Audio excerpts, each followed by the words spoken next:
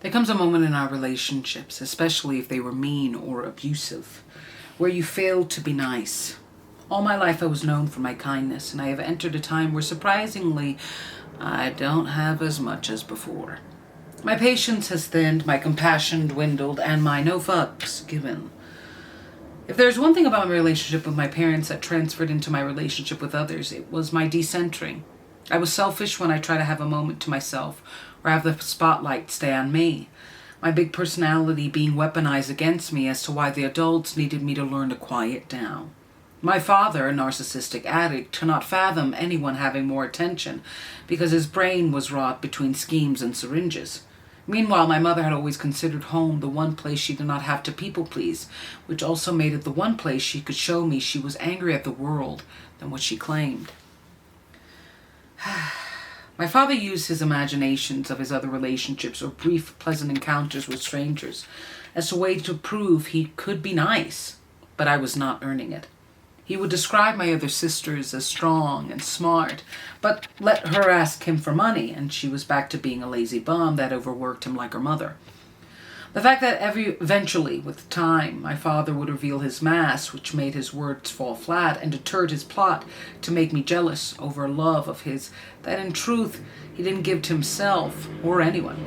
And my mom was different. She defined herself as a great daughter, a fantastic friend, and an unquestionably wonderful mother. But that last title was of her own review. "I noticed you've been distant," he said on the phone. Our relationships had gone from being together every day and even calling each other twice a day to a few visits in the past 2 months and barely their calls. I was retreating and doing what I do best when I want someone, when I feel someone has emotionally abandoned me, but praise themselves for staying physically present. I physically abandon them. I ghost them. People have the tendency to believe ghosting is sudden, and it could be, but as a professional ghoster, I must say the death of a relationship is slower than what people think. We were on video chat and his beard had grown, something I would have known had we still been up each other's asses like misplaced tampons. "I miss you." I quickly grimaced. It was the dynamic that had plagued most of my relationships, where it all was about the other person and how I dedicated myself to them. I knew their friends, I knew their likes, I knew their dreams, I knew their nightmares, but when it came to me, my bio was empty, and I didn't really know what to write. When I ask you for favors or to show up for me, you say no, or you disappear, and I really wanted you to do that music video for me, and suddenly you do not know how to act. "That's not true, you didn't direct me," he exclaimed. "Stop, because that's not true. I told you what, where, who, and I know you are a bad actor, so you claim, but 20 takes to just stand there is sabotage," I ripped. The man known for loving to be the center of attention, but swearing it was not, was suddenly shy and didn't know how to do simple things like stand. Yet when I filmed his video, he knew all about direction and how to behave. He wasn't a bad director. He was a bad boyfriend. I knew it was about this. I knew. "Of course it is! You only love me when I love you." "Well, that sounds logical," he claimed. "Of course. But what about loving me? What about wanting my success? What about loving me when I love me?" I barked. I was frustrated. I hated that I was only in dynamics where the well-being and triumphs of others were front and center. But then I had to question where they were when I wanted to center me in the front. I could not help but talk about our issues because in some ways that is all they gave me. But because I resolved them, I recalibrated. They thought we were fine and we were happy. Yet in not showing up at that video the way I needed him to, I couldn't avoid our problems. "You need to stop putting your issues on me," he declared. And internally I died, but not from the rage of his stupidity or his blinding hypocrisy. Instead, my heat shriveled at feeling entrapped by the lives of others like a child that had fallen into a well, yelling for help and crying and swishing in the town's dirty water. At best he could hear my echoes, but he would never hear my actual struggle because nobody has ever loved me beyond how I make them love themselves. In a few weeks I would be his ghost, and in a few years I'd try to find relief with that truth. All right, let's heal, let's discuss. Growing up, the only time I would ever really hear I was smart was if somebody else praised me and my parents were like, "Oh yeah, she's great." or if I did something from them, like something as basic as like I fixed the microwave, I fixed the remote, like compliments were given to me when I was giving something, a service, an effort, a compliment, you know. I gave a compliment and maybe I'd get it back. Like I had to give something to receive something. And it usually didn't match, you know, like you fix somebody's computer and you're told you're smart. Well, clearly I know that. But it's just like I couldn't hear it beyond that. Like I literally had to fix a computer. And it was just this moment of, I knew he was being an asshole. I knew he was trying to act like he didn't know how to act. But we had gone through too many experiences, like his own music videos, like making his music, where I knew he knew how to take direction. I knew how he knew how to give it. I knew he knew how to participate. And it was this moment of once again realizing that the person in front of me that I claim to love doesn't want to participate in things that I love, and actually does the opposite. When he's given an opportunity, he sabotages it. And this was time, this was money, this was effort, and he was just fucking it up. And it hurt me because these past few years have been a tremendous reckoning of I'm not living my life the way I want, with the people that I want, in the ways that I want. And I didn't know that to be loved in the ways that I wanted to be loved, I had to pick people that could love me that way. Because then that meant I had to get rid of my family. And I had to get rid of a lot of old relationships that were maintained by me because I was taught to maintain them.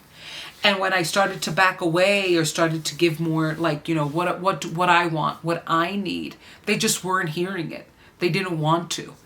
And that devastated me because I was realizing my problem is if somebody doesn't want you, you can't make them want you. And that moment that you hear in the episode when he's like, yeah, of course I love you when you love me. That's logic. Yeah, of course I love when you do what I want you to do. Yeah, of course. It was so, the way he said it was like so, it came off arrogant to me because I still was not fully understanding that a lot of people, at least in my life, that I have attracted and accepted were exactly like that. Like, yeah, you should help me. You should do that. You should show up. And it's almost like, in some ways, I thought he understood. It's almost like an underbelly of a lot of my relationships was this hidden debt.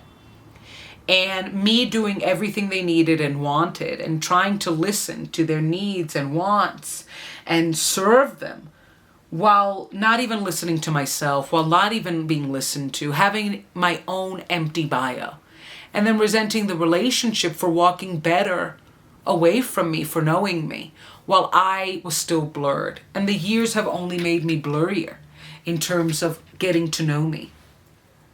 And I was just so mad because he was such a prick that day, couldn't find lighting. All of a sudden, the biggest selfie taker didn't know how to find lighting.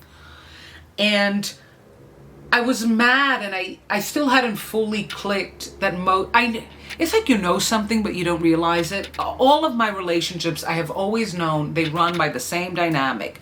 I give, they take, shut up. And I think, like I said, in the last few years, but especially last year, I just couldn't do that anymore. I felt empty. I hated my life. I hated me.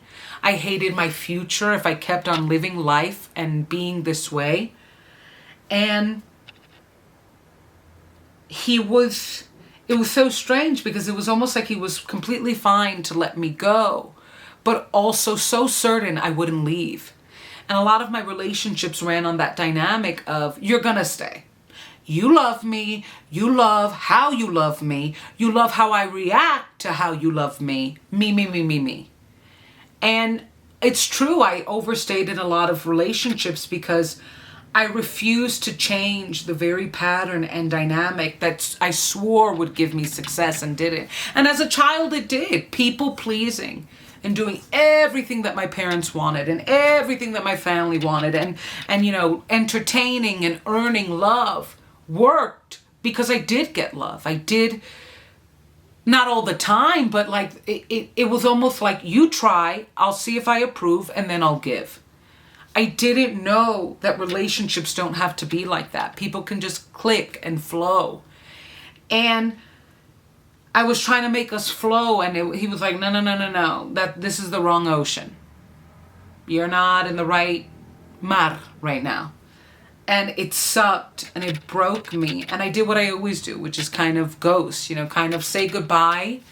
And they're like, sure. And then, oh, wait, that was the real goodbye? And then eventually they stop asking, because they're going to be okay. They will find another me, because I'm basic. People pleasing makes you basic. Doing what everybody wants without having any idea what you want, or realizing that they will not give you what you want, makes you basic. It makes you simple. And they kind of want you that way. So check out DiandraReviewsItAll.com for new daddy recovery episodes. Check out Hardin on all music platforms. New music coming out every month. And I love you.